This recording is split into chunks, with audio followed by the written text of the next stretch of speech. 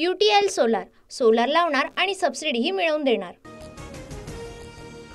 संतोष देशमुख हत्या प्रकरणामधील 3 फरार आरोपींचा मर्डर झाल्याचा दमानिया यांचा फोन।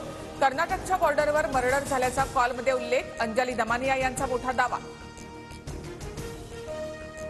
संतोष देशमुख हत्या प्रकरणातील 3 फरार आरोपींचा मर्डर झाल्याचा अंजली दमानियांना फोन। दमानियांनी देशमुख कुटुंबाला फोन कॉलची ऑडिओ क्लिप ऐकवली।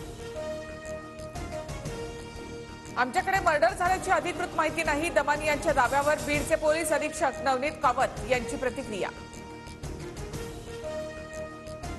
संतोष देशमुख हत्या प्रकरणी बीडमध्ये मूकमोर्चा। सर्वपक्षीय नेते रस्त्यावर उतरणार, जिल्हाधिकारी कार्यालयावर मोर्चा धडकणार।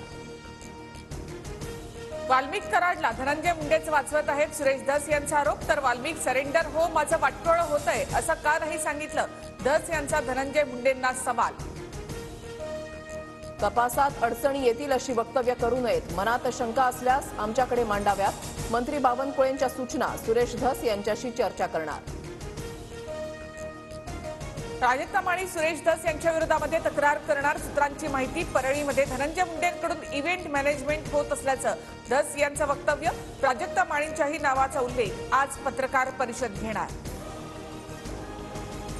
मी प्राजक्ता ताई असा उल्लेख केला, प्राजक्ता माळींनी माझं वक्तव्य नीट ऐकावं, मी कुणाचा अपमान केला नाही, सुरेश धस यांची प्रतिक्रिया।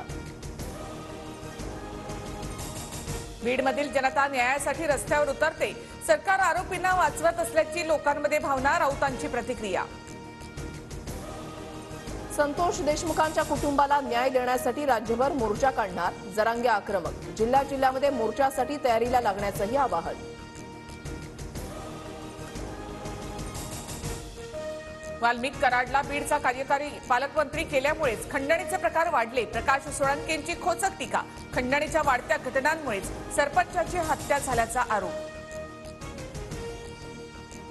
पुण्यातील राजगुरुनगरमध्ये आज बंदची हाक। 2 चिमुकलींवर अत्याचार आणि हत्येच्या घटनेमुळे नागरिकांमध्ये संताप, सामाजिक संस्था आणि व्यापारी वर्गाकडून बंदचं आवाहन। रत्नागिरीमधील राजापूरमध्ये 9 वर्षीय चिमुकलीवर अत्याचार, 21 वर्षीय तरुणाला अटक, आरोपीला 4 दिवसांची पोलीस कोठडी। साताऱ्याच्या कराडमध्ये गोळीबारात अल्पवयीन मुलीसह 2 जखमी, पूर्व यवनस्यामधून गोळीबार झाल्याची प्राथमिक माहिती। हल्लेखोर सुरेश काळे रेकॉर्डवरील गुन्हेगार।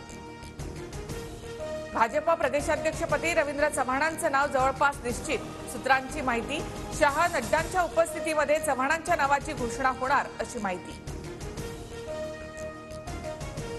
माजी पंतप्रधान डॉक्टर मनमोहन सिंग यांच्या पार्थिवावर थोड्याच वेळात अंत्यसंस्कार होणार। अंत्ययात्रा काँग्रेस मुख्यालयातून निगमबोध घाटाकडे रवाना।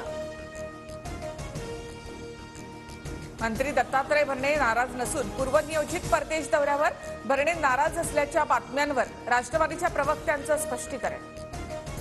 राज्यात सलग दुसऱ्या दिवशी अवकाळी पावसाच्या सरी, कल्याण, डोंबिवली, शहापूरमध्ये अवकाळी पाऊस, तर विदर्भ आणि मराठवाड्याला आज येलो अलर्ट। कांगारूंच्या वेगवान गोलंदाजी समोर नितीश रेड्डी आणि वॉशिंग्टन सुंदरची झुंज। नितीशच्या 87 तर वॉशिंग्टनच्या नाबाद 44व्या 8व्या विकेटसाठी 111 धावांची भागीदारी।